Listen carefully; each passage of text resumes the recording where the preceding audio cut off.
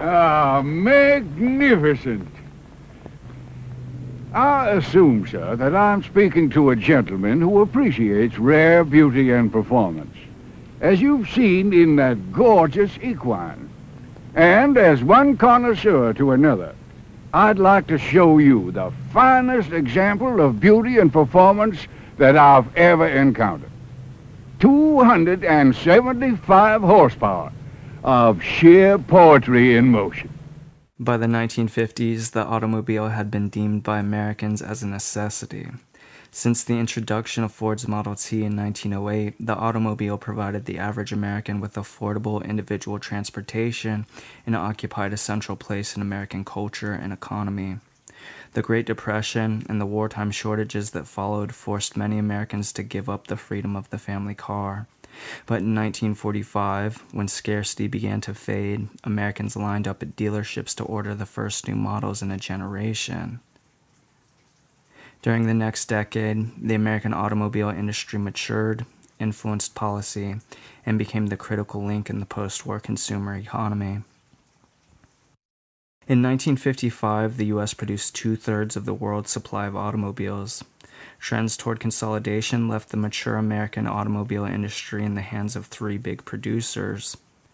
General Motors, Ford, and Chrysler accounted for 94% of American automobile output. GM, under the dynamic leadership of Alfred P. Sloan, elevated the auto industry to unprecedented influence in American life. Between 1945 and 1955, GM's marketing strategies were so successful that, quote, Sloanism became a widely emulated business model. Sloan's philosophy was simple: use extensive marketing and constant design changes to convince Americans to buy new cars regardless of need. Sloan created the so-called ladder of consumption with different brands of cars tailored to different income levels. The strategy was so successful that the family car became the most important marker of American success among all classes during the 1950s. No longer the stripped-down utilitarian transportation devised by Henry Ford, American cars now came loaded with push-button transmissions, radios, powerful engines, and futuristic tail fins. Automakers used gadgets and custom features to encourage rapid obsolescence and generate demand for new models. Automakers also successfully convinced suburban Americans that they needed 2 cars to support their lifestyle. The results were dramatic. During the 1950s, auto production increased to 8 million units annually, and by 1960, there were more than 70 million cars on the roads. In 1955, GM became the first U.S. company to make more than $1 billion in a single year. By 1960, it had become the world's largest corporation, surpassing in income the GNP of many nations. The automania that transformed cities and enabled the suburban revolution grew to near consensus by the American public. Everyone from corporate executives to union leaders celebrated the dramatic rise of the auto industry and supported federal programs to improve America's highway system. By 1956, when Eisenhower signed the Interstate Highway Act, the auto industry and web of connected ventures dominated the American economy. The expansion of the auto industry created demand for tires, gas, glass, steel, plastics, and electronics.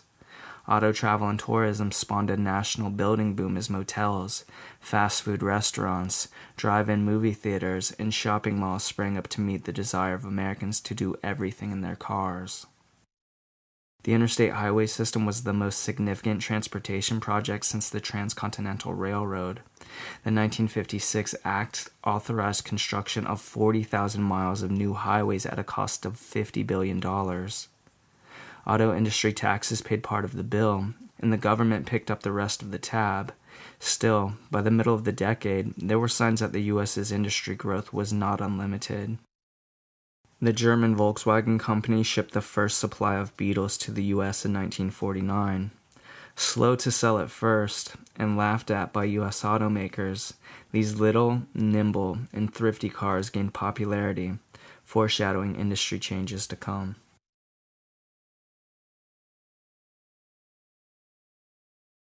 For the small percentage of Americans who purchased VWs during the 1950s, fuel economy was an unlikely motivation. Gas remained relatively cheap at an average of 30 cents a gallon, and more importantly seemed inexhaustible. Oil companies enjoyed record profits. The presence of these companies and their brands grew as thousands of new gas stations sprang up along new interstates and in cities increasingly dependent on cars. Cars accounted for the bulk of oil consumption in the U.S. after World War II, but from the farm to the factory, and even in suburban homes, oil was essential. New innovations such as petroleum-based plastics also contributed to skyrocketing oil demand during the 1950s. During World War II, chemists had perfected polyethylene, a versatile petroleum-based plastic used as insulation for radar and radio cables. DuPont researchers explored plastics for domestic use, and soon plastic was used to make millions of new products from milk jugs and food storage to television and satellite components. By 1960, virtually every product sold in the U.S. was affected by oil supplies and prices. Millions of Americans worked to produce oil or oil-dependent products and materials. Providing jobs, goods, and fuel, the oil culture underwrote the decade's affluence. It also made the stability of the American oil supply a critical issue. If the second half of the 20th century marked the beginning of the oil age, then national security and economic stability depended on plentiful supplies. Prior to World War II, the U.S. had relied primarily on its own oil reserves for cheap fuel. After the war, U.S. companies took advantage of newly opened world markets in the Persian Gulf and Arabian Peninsula to secure external sources. The Eisenhower administration worked to keep prices low, oil-producing regions stable, and global sources flowing. Thus, areas of the world previously insignificant to the U.S. suddenly took on great importance. In the years that followed, this dependence on cheap sources of oil became problematic. The intensity of the Suez Canal crisis demonstrated the global web of connections and commitments forged by oil demand. Like the policies of containment, the oil culture of the 1950s permanently linked the U.S. to the rest of the world and made the isolationism of past decades impossible. In 1960, 7 of the nation's 10 largest corporations were either automobile or oil producers. Petroleum, in short, lubricated the culture, foreign policy, and economy of the 1950s.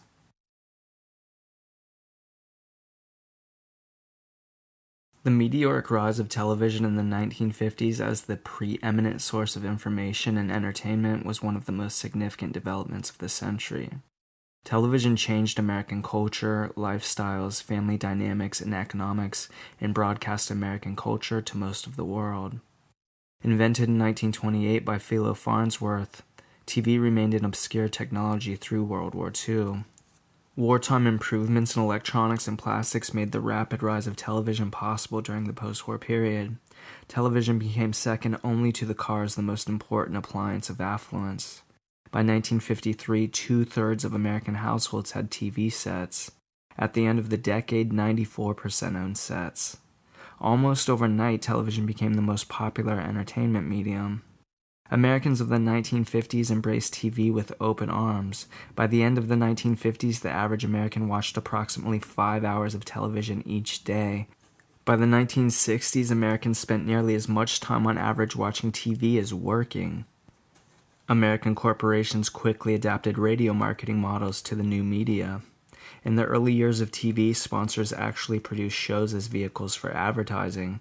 Texaco Star Theater and the Goodyear TV Playhouse, for example, built shows around their products with no clear line between content and advertisement. Cigarette companies like Philip Morris sponsored many popular shows, including I Love Lucy and Perry Mason, and incorporated its products directly into the show as mass appeal drove prices down. Television was the ultimate mass medium, but marketers quickly realized the potential for narrowcasting to new audiences. Daytime shows sponsored by appliance and soap makers targeted housewives. Children's programming especially interested TV sponsors and advertisers. The most popular show of the decade, The Howdy Doody Show, was a prized advertising venue. Welch's Juice sponsored Howdy Doody, and kids from the so-called Peanut Gallery singing catchy Welch's songs were woven into the show to great effect. Howdy Doody was also the first American TV show to go international, with popular offshoots broadcast in Cuba and Canada during the 1950s. By the end of the decade, the three big TV networks, NBC, CBS, and ABC, gained control of programming, but not before TV advertising became the most powerful force in the consumer economy. The mesmerizing appeal of TV and wildly successful target marketing to children led many early critics of television to argue that the widespread use of the medium would result in everything from destruction of the family unit to a national decline in intelligence. These voices faded, however, as television became the primary forum for the promotion of Cold War narratives and suburban family values. Americans celebrated the popular democratic global appeal of television at a time when Soviets sent traveling ballets and symphonies to tour around the world. Westerns proved to be the most popular genre in television's first decade. TV westerns focused on kids and teens and came with a strong dose of social values. Hopalong Cassidy, The Lone Ranger, The Gene Autry Show, The Cisco Kid, and The Roy Rogers Show all sought to instill a work ethic and belief in righteousness against great odds. In doing so, they helped educate young baby boomers about morality and evil during the Cold War. Although these shows often painted a picture of cultural harmony out of sync with the realities of 1950s American life, they were not completely without social awareness. Autry in particular featured positive commentary on Indians in the modern Southwest, and even presented young viewers with early information on water conservation and sustainability. The message of American exceptionalism and frontier heroism resonated with Cold War culture and made Westerns popular with children and adults alike. In 1959, Westerns accounted for 17.5 hours of primetime network broadcasting weekly. The appeal of Westerns in American TV was global. By 1958, U.S. networks sold $15 million worth of American programming to other nations yearly. Many nations depended wholly on U.S. programs for their broadcasting needs. American networks also invested heavily in foreign networks. By the early 1960s, for example, ABC owned a stake in 54 different stations in 24 nations. Not to be outdone, advertising firms joined the fight for international markets. The J. Walter Thompson Agency, for instance, exported U.S. programming and marketing to Western Europe. Success in Europe led to cooperation between government and industry to use radio and TV broadcasting to fill the cultural void left in the vast areas of the globe vacated by the Japanese, Germans, and colonial powers after the war.